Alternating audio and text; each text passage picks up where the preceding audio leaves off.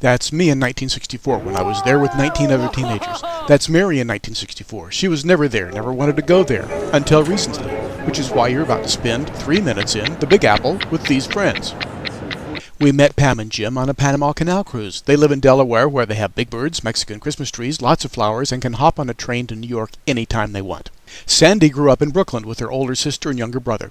Steve was there for a high school class reunion at the end of the week. He grew up on Long Island, which is where the 6 of us went first to visit Isaac and Miriam, who we met on a Caribbean cruise. We took a dip in their pool, but one of us only got his feet wet. Isaac showed us his pigeons, and Miriam showed us her chicken. We went back to Manhattan and the New York Hilton so that Steve and Sandy could check in. Pam and Jim checked in earlier in the day. Mary and I arrived at the New York airport the day before. The New Jersey Railroad got us to Penn Station. This is our tiny room that Hilton gave us. This is our view.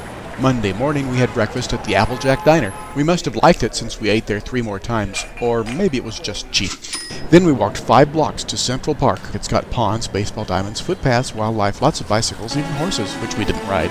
Mostly it had heat and humidity. We found the Columbus Circle subway entrance so we could head downtown. One of us would have much preferred a taxi. It's a good thing she didn't see the rat like Mary and I did later. Our train came, we hopped on, and everyone was happy. The World Trade Center site was next. The Freedom Tower had been topped off 3 months earlier, but it still wasn't finished. We had tickets to visit Ground Zero, but we still had to wait in line. We saw the 2 pools and the footprints of the towers that collapsed, with the surrounding waterfalls and the names of the almost 3,000 victims. Mary arranged us in our reflection off the museum building. Can you guys move down that way? Then she took our picture. We also got our pictures in front of the only tree that survived the attack. Ground Zero for the 2008 stock crash was just 1/2 mile away. The New York Stock Exchange was showing its patriotic colors. No bears were allowed, just one very popular bull. At the other end, the lady seemed fixated on his big brass parts. Whoops. That evening, we were treated with a tour of CBS Broadcast Center, including the CBS This Morning set, their green room, which is hardly green, the working newsroom. We got to sit in the control room as CBS Evening News with Scott Pelley went to air. They even had a feature about Phoenix for us. Then we went to the set where Scott sat. That's our hostess, Mary Alice. She and Sandy used to work together, which is why we got the tour. On Tuesday, we went to Rockefeller Center, just 4 blocks from our hotel. This is the plaza where they skate in the winter and eat in the summer. We took an art tour and stood under Jose Maria's Surt Scotch, and went to the top of the rock to see downtown beyond Midtown and uptown beyond Central Park. And we toured Radio City Music Hall to see its grand lobby, its overpriced snack bar, its plush private rooms, its 6,000-seat auditorium, and its vintage restrooms, where the ladies freshened up. And we saw the Rockettes' wardrobe and got our picture taken with a real Rockette for a small addition fee.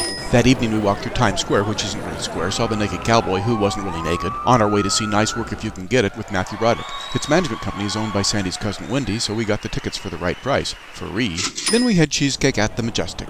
On Wednesday, we took a Circle Line cruise on a vintage Coast Guard cutter. We cruised downstream on the Hudson River past the World Trade Center buildings over to Ellis Island and the Statue of Liberty, back to Battery Park and Lower Manhattan, up the East River under the Brooklyn Bridge to Midtown and the United Nations building.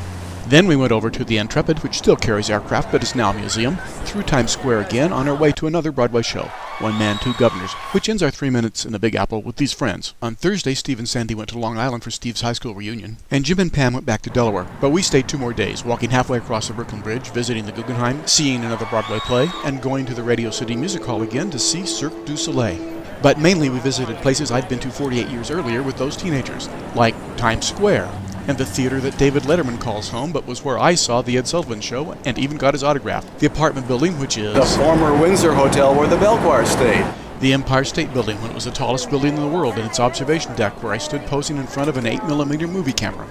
We even went way over to Flushing Meadows, Corona Park, which was the site of the World's Fair. 1964.